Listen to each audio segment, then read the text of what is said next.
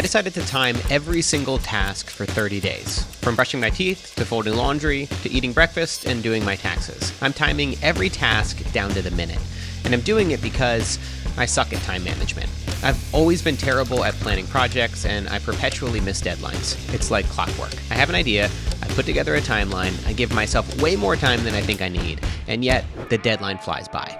Didn't we do this yesterday? I want to explore why we're often so terrible at planning, how we can finally hit our deadlines, and why that might involve picking up a stopwatch. This video is brought to you by Squarespace. I'll talk more about why I think they're so great later on in the video. First things first, I need a stopwatch, but not one of these. I want to find an app that will help make this process more painless, and that can also give me weekly reports on how I'm spending my time. So I tried a dozen of the best rated time management apps and found one called Toggl that would work perfectly for this experiment. So technically this app is designed for work-related projects, but I found that it can work equally well for all of the tasks in my life. Before I start a task, I simply hit the little play button here. I add a project, or in my case, a task, and then I stop the timer when I'm done. The calendar view allows me to see all the tasks performed in a given day, and the last tab shows me a breakdown of exactly how I'm spending my time. So besides getting a clear picture of where all my time goes these days, I'm also really interested to learn how long it takes me to make a single YouTube video. This is something that you would think I would know by now after making videos for 20 years, but I don't, and I think it'll really help me plan projects in the future. After a couple days of tracking, I started to put together a pretty good system. I thought that creating hundreds of unique tasks would be really confusing and time-consuming, so instead of separate tasks for reading, meditating, and watching TV, I created one category of tasks called personal. And I created other task categories including work, sleep, preparing and eating food, quality time with family, doing chores, weightlifting, playing baseball, hygiene, and of course, toilet. So right when you open up Toggl, you'll see your most recent tasks. If I want to start a new one up again, all I have to do is press that little play button right there, and the task gets started. Super simple.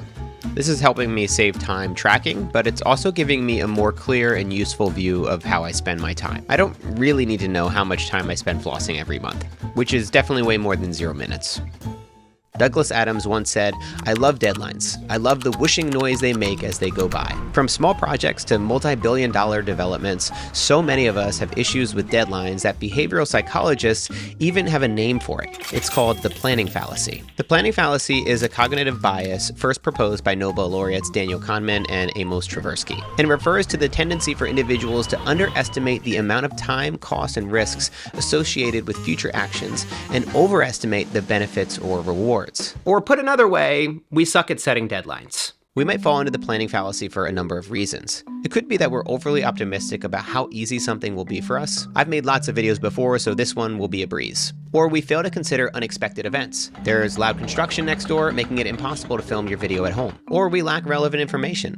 Making a video about powerlifting is very different from making one about productivity. The list goes on. In order to overcome the planning fallacy, there are some things that you can do. One in particular is called reference class forecasting, which isn't nearly as complicated as it sounds. Basically, the next time that you go about setting a deadline or starting a project, don't go with your gut. Look at similar projects that you've completed in the past first.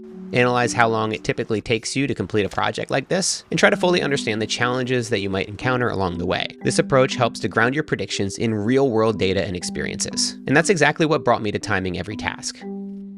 All right, so let me show you guys what one full week of tracking looks like. So this is a snapshot here of all of my tasks that I've timed. You can zoom in a little bit. You can see here, family, work, family, toilet, family, and so on. I did notice something interesting the moment that I started timing every task, and it's that I became much more aware of how I was spending my time. Let's just say that when you start a timer the moment you enter the bathroom, you're less likely to spend 20 minutes browsing Instagram.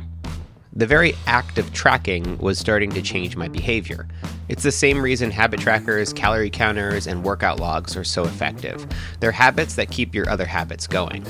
As extreme as it is to start and stop a timer all day long, it was helping me stay more accountable and bringing greater awareness to how I spend my time each day. But even so, the data was pretty embarrassing after my first week. So the one thing that really stands out to me 1 week in is the amount that I've been working. I logged 20 hours of work last week, which is really bad. Honestly, I knew that I wasn't working a lot, but this is just like way worse than I possibly thought it could be. If I had a boss, I'd probably be fired by now. The truth is that I've been struggling to get motivated. I've been struggling with my role as a parent and a business owner and trying to balance everything.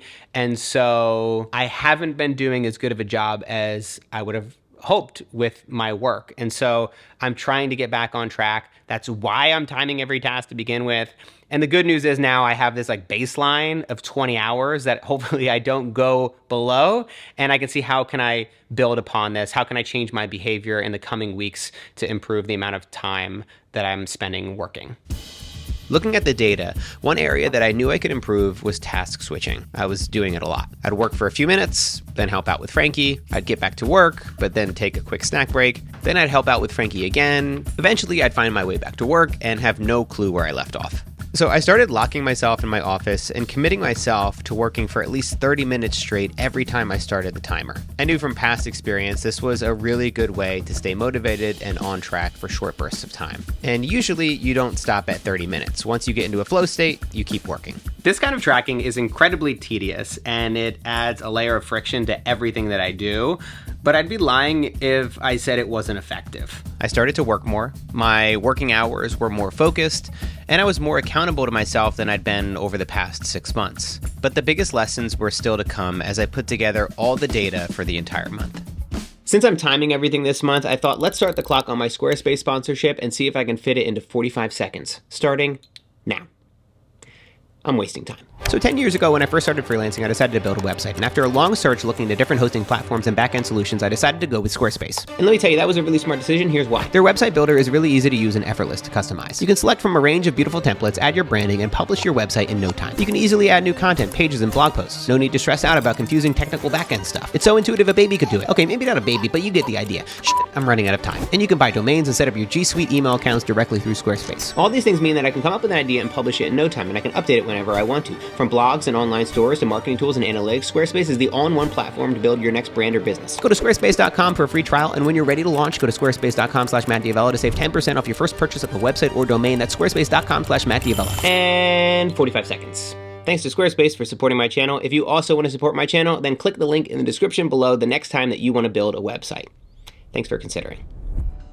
All right, so I timed every task for a month, and I have my life represented in data, and I've really learned a lot from it. Keep in mind that these numbers don't perfectly add up to a 24-hour day because I didn't do a perfect job of timing every task. If you're curious, I logged 687 hours, 22 minutes, and 28 seconds over the course of the month, which means that there were around 33 hours unaccounted for.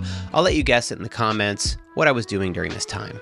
Alrighty, so over the past 30 days, I have dedicated 39% of my time, or 9 hours per night, to sleep. I should say attempted sleep because this doesn't count the thousands of times that I woke up to rock my son back to sleep, but it does give you a clear picture of how much time on average I'm dedicated to sleeping each day. Next up was family time at 31%. That ended up being about 7 hours per day. This is really anything that I would qualify as quality time with Nat or Frankie. And when it comes to my business, this was the area that I was most interested in improving over the month. I spent 14% of my time working. That ends up being 5 hours and 13 minutes per weekday. So I can definitely say that the adjustments I made and the added accountability of tracking my time made a really big difference over the past month. Of course, I was still disappointed that I wasn't hitting the 40 hours I wanted to, but then I realized why I'm working less. It's because I'm spending more time with my son and more time helping Nat around the house. I think when I first started to see my low numbers in terms of working hours, I thought like, oh man, I'm only working 20 hours a week. And now I'm starting to look at it like, I'm only working 20 hours a week? That's amazing. Like, how cool is it that I've built this life where I can step away I know that I wouldn't be able to slow down as much as I am right now if I didn't work my ass off throughout my 20s and early 30s. So I'm just so grateful for young Matt for like hustling and working really hard, because I really did set myself up for this moment right now where I can have a slower season of my life. Let's quickly go through the rest of the tasks for the month. I spent 36 hours weightlifting. This has gone up quite a bit over the past couple months since I'm powerlifting now and I'm working on a video on the topic, but weightlifting in general has always been a non-negotiable for me. 18 hours of chores, nearly 18 hours of preparing and eating food. This is an area where I'm spending much less time lately because I'm subscribed to a boxed meal prep service. It's just one of the small ways that I'm trying to save time every day now with the additional responsibilities of being a parent. Close to 17 hours playing baseball, 18 hours of hygiene, 6.5 hours of personal time, or just 1% of my life. This is another harsh reality of being a parent.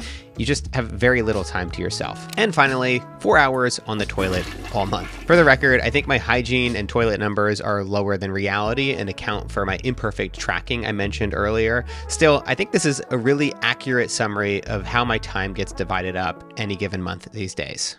If you remember, one of the big questions I had at the start of this experiment was, how long does it take me to make a single YouTube video? And the one video that I tracked over the past month was about how much sleep I'm currently getting as a new dad. And from start to finish, it took me a total of 54 hours to make it. That was 9 hours writing, 19 hours filming, and 26 hours editing. Now, this isn't gonna perfectly help me plan every project in the future, but it will help me get a better idea of how to set deadlines going forward. And if I continue to track my projects and my videos in the months to come, say if I track 25 of my videos, I'll have a much more clear idea of the average to create any particular video, and I can hopefully better plan my projects going forward and miss less deadlines.